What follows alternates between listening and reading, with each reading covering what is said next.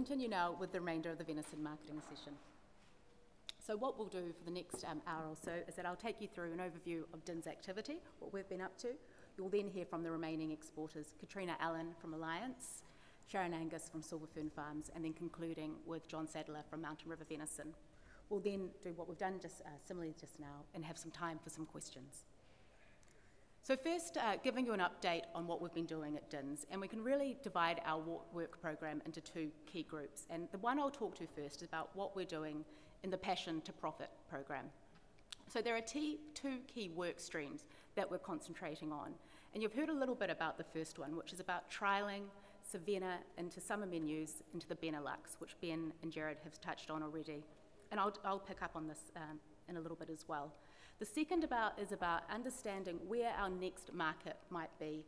And we've kicked off some research in the last 6 months, understanding a little bit more about perceptions of venison in China. So firstly, thinking about the first project, trialling Cervena in the summer. We're now in year 2 of this pilot. Our objective here is to, this year in 2016, we're wanting to hit a target of 80 metric tonnes with this trial. We'll need to look at this with the supply situation and see if we're still in a good place to hit that. Overall, the program, we're wanting to see a lift of 5% in chilled venison sales under the Cervena appellation into the Benelux. So the trial in 2016 is quite different to where we were last year. So you've heard from Ben this morning about First Light partnering with their importer Kip Lama and then with Harnos to introduce this concept of eating Cervena as a summer item. And also, I should add, Silver Fern Farms and Loyton Food were also involved in this trial last year too. So now in 2016, we're really pleased with being able to expand and take on the many learnings that we gained in 2015. So this year, we've got 3 exporters working together, First Light, Silver Fern Farms, and Alliance Group. And I'll refer to a little bit in this presentation about the marketing working group. And when I'm talking about the marketing working group, I'm talking about all of our exporters. So Duncan New Zealand and Mountain River are also involved in this trial. So each of the exporters work with their particular importer, Kip Lama, Loyton Food, and Bimpex Meat. And in turn, they then work with their wholesaler. So great to have Alliance on board. They're working predominantly in the Belgian market with their importer, Bimpex Meat, and then with the Belgian wholesaler, Metro. So the way DINZ is working on this trial is in many ways. And one that I'll talk to you about is about getting some commonality in how we communicate the Cervena appellation story out to the market, and also anchoring Cervena to the summer season. And we've got 2 key jobs here. We want to create some commonality of messages that all our participating companies can use that really do communicate the story of the Cervena appellation in a consistent way. So we've produced a small amount of baseline material which talks about anchoring Cervena into summer, and also about explaining the appellation's attributes. So really giving those credentials about the product, that it's free range, grass-fed, that the animal welfare practices set it apart, that the processing standards set it apart. And what that means for the chef is that they have guaranteed tenderness every time. So with that baseline of communication materials, our exporters and partners in their market then use them and adapt them for their particular promotional campaigns. So we don't direct what those individual promotional campaigns are. That is done with the exporter and the wholesaler in question. And they adapt our materials and also bring in some of their own communication messages. So what you've got up here are some examples. On the right, you've got an example of what Alliance and Metro are doing together. In the middle are some examples from First Light and Harnos, and then to the last one is Silver Fern Farms and Loyton and their wholesaling partners. So you'll see there is some commonality of messaging. There's some commonality around look and feel, so that there is consistent message delivered to our target market of chefs about what Cervena stands for, and that Cervena is suitable for summer. So I'm going to leave P2P there for now, and Sharon and Katrina will also pick this up in their talks as well, talking more about the Cervena trial. So I'll move on to the next part of the P2P program, which is about the research that we're doing looking into the China market. So what we're doing there is really understanding what a feasible market entry strategy might look like if we were to enter China with Cervena or with New Zealand venison. And we're really in the early days of exploring and understanding more of the market so we can really fine-tune our target. We've had 6 months of research underway now, and what we've done is that we've talked to Chinese consumers in 3 cities. We've also talked to Chinese chefs, and we've also talked to Western chefs working in 5-star hotels. And we've found some really challenging insights that have come back from that research. I'll touch on a few of them. The first one is that there is experience and there is knowledge of eating venison in China, but it's not particularly rosy. The Chinese consumers that we've spoken to have had experience of eating venison, but it's usually been the byproduct, I should say always been the byproduct, of the velvet trade out of North China. And look, it's quite a gamey, tough, chewy meat, and cooked in quite long casserole-style applications. So their impressions of venison does not match how we're wanting to position it as a premium meat. There's work to be done there. The second is around the reluctance to trial and taste meat which is cooked medium rare. And you all know that Cervena is at its best when it's cooked medium rare. That's when you really get that tenderness coming through. So we need to relook now and understand how we can overcome some of these issues that have come up and come up with creative solutions and workarounds that give us an entry into still working with this market. So the marketing working group are keen to keep exploring this opportunity and to start learning more about what are the potential applications that we could use which might get around some of these issues that we've heard about. Are there more bone-in cuts that we could look at, or applications like hamburgers that might help us get that initial starting point? The other is about attitudes will change when it comes to red meat. That will come in time, but we may need to look at serving Cervena or New Zealand venison in a different way. So we need to look beyond those kind of steak cuts that we might have thought initially and think about cuts which are suitable for sharing and suitable for eating with chopsticks, and kind of really relook at things on how we might go and take on this market in a collaborative manner.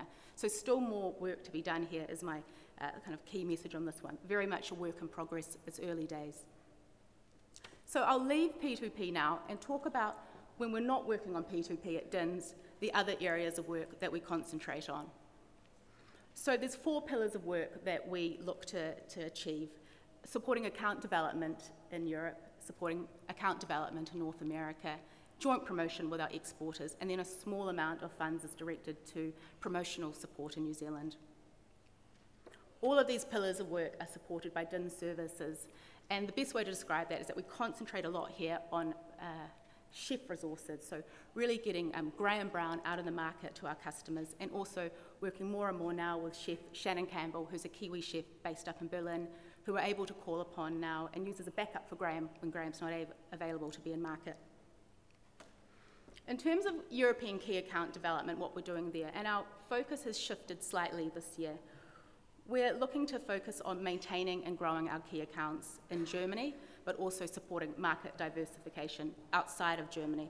We're not so much concentrating on the PR strategy that we have done more so in the last few years for a number of reasons. But for this year, we're looking to support these 2 aims by really bumping up our chef support. So having Graham go up into the market twice a year, and also having Shannon Campbell available to work with our existing customers with a lot more flexibility and availability. The chefs help with menu development, looking at how we can use neglected cuts to get more buy-in. So looking at the shoulder cuts, looking at leg cuts, and coming up with innovative ways on how they could be used. We're also supporting through introducing the concept of New Zealand venison to the next generation of chefs that are coming through in culinary schools. And then there's the more day-to-day things, the promotional material support, keeping up to date on brochures, websites, banners, that type of thing. And a smaller percentage of our time now is dedicated to PR, so working with the press to make sure good things are said about New Zealand venison in the media. New Zealand promotional activity is our smallest area of focus, but we do focus on communicating 3 key messages to the New Zealand public: that venison's easy to cook, widely available, and it's suitable for everyday meals. And how we go about that is that we partner with a small amount of chefs each year to develop recipes that we can then get out into the media, get out into magazines, newspapers, on TV and on radio. to help get awareness up. So this year we've been working with a chef called Tom Hishin, who has a restaurant called Orphan's Kitchen in Auckland, and Tom was recently named Chef of the Year in the Metro magazine. He's the grandson of a deer farmer, and he's created us a great bunch of recipes that we're getting really good traction with in the media. Towards the end of the year, we'll start working with a second group of chefs to, similar to Tom, come up with some new recipes to get out into the media, and then also we're going to do a few consumer events too. So something like Auckland Restaurant Month to allow an opportunity to showcase venison, partnering with a chef and with a restaurant. I'll spend a little bit more time talking about the US activity, and you would have heard, from Rod and from Mark about the good work that's going on there, and I'll just give the perspective of how DINZ is assisting with that happening. So some of you may know that we now have Nigel Morris, based full-time working for Dairy Industry New Zealand, up in Los Angeles. So Nigel had worked with the industry in a part-time capacity for a number of years, and we're now able to have him working full-time. And I'm going to talk a bit about how Nigel supports the market, but look, first of all, let's just look how we are tracking with exports. In 2012, we sold 1,400 tonnes of total venison into the US. Now in 2015, year ending September 2015, we've seen a real growth phase there with a 70% increase to 2,410. Looking at chilled venison exports, we also see some really great progress there. 2012, USA was in third place, year ending September 2015. They're now in that leading position. Some great progress there, and the growth has been at a really good, sustainable pace. If we think of Nigel Morris being that pink arrow up the top, I'll just describe a little bit how he works with our partners in market. So Nigel is our man on the ground who really helps with business development, and his real role is to make, for these partners in market, broadly, who you heard from earlier with Mark Mitchell, the Lamb Cooperative, Mark's Foods, Sierra and Terra Pacific Marketing, who are some examples. It's to make the job of selling venison as easy as possible, and he will do that in many ways. He'll sometimes work directly with distributors or redistributors, similar to Dot Foods and Rob, and also he'll work directly with end users too, so with chefs. The way in which Nigel and also Graham will go about doing this is many. So first is about promoting products, understanding how we can add more value to a menu, and often Nigel will have requests with his partners about what cuts can you give me and what applications can you give me that hit a certain price point. And Graham and Nigel will look at some cuts with the partner and come up with some recipe ideas, and then go and do a customer presentation and track that through and refine that concept for the customer. He'll also work on the more traditional point of sale material to get the message out there, recipe cards, brochures, websites, that type of thing. Again, our main focus is on really giving great chef resources, and Graham Brown is in the US right now with a full program for the next couple of weeks. So having the chefs available is fantastic, and we get really good traction when Graham gets in front of our customers. When Graham's not available, we have a small pool of backup chefs that we can call upon as well. Graham and Nigel do a lot of education type classes as well when they can. So getting in front of that next generation of chefs, carrying out customer training, so improving the product knowledge of Cervena and New Zealand venison to sales reps, and then lastly events. So this week, Nigel will be manning a stand at the National Restaurant Association trade show in Chicago. It's a Cervena venison stand, and he'll have a day with each of the key partners in that stand. So I've talked about how Nigel and DINZ and Graham support our partners in really maintaining our current customers and helping them grow. Another part of the role is about how we go about acquiring new customers with our partners, and Nigel will help assist in identifying channels where he sees there could be a good opportunity for Cervena venison, New Zealand venison. So fine dining is really that cornerstone for Cervena. It's really where we want to have it positioned. We get that premium cachet there, working with those types of Michelin star restaurants. But there are other sub-channels too where we can grow Cervena venison or New Zealand venison with more volume. So casual dining. So for example, getting into those burger chains, into those barbecue restaurants. So a cut like trim can sell for more in the US market than it can in some of the European markets. So there's still good premium to be taken from that type of channel. And then also another channel we're looking into with a little bit more detail now is the opportunities that exist in premium catering. And that picture I've got up there is of the lunchroom at Google. And these types of customers where we're seeing really good potential for volume growth.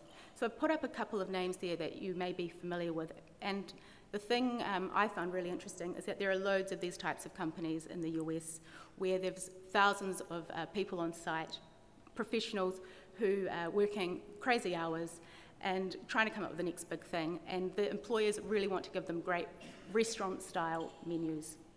There's the story of Cervena works really well in these channels, and today Graham is actually with a distributor doing a demonstration which will have customer representatives in the crowd from Facebook and from Google. So it's a really good channel for us, and we're seeing really good traction here and good sustainable growth. So to finish, just a couple of key messages to leave you with. The P2P program is really exciting, and it's great to be able to trial these new initiatives, but look, it's not without its challenges. And I'd really like to thank our exporting partners for the patience and support that they're giving us as we work through these trials. We don't always have the answers, and we have to work out a lot of how we will deal with obstacles as we come, so I really do appreciate it.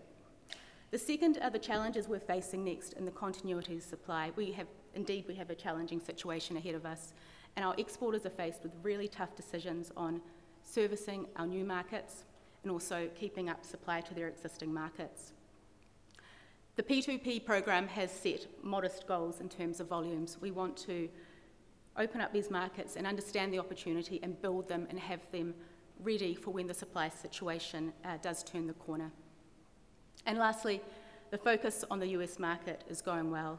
There's strong growth potential, there's good sustainable growth, and the industry should feel very pleased that we have a sustainable #2 market up our sleeve now.